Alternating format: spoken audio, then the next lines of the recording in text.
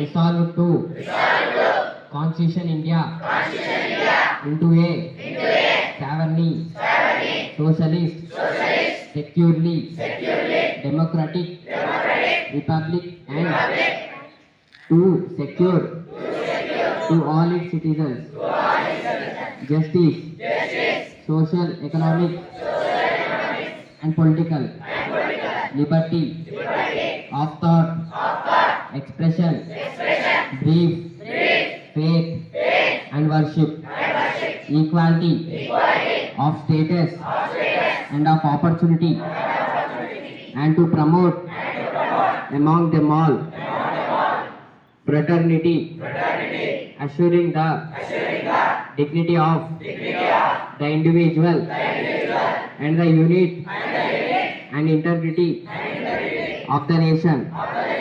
In our Constituent Assembly, this 26th day of November 1949, do hereby adapt an act and give to yourself this Constitution.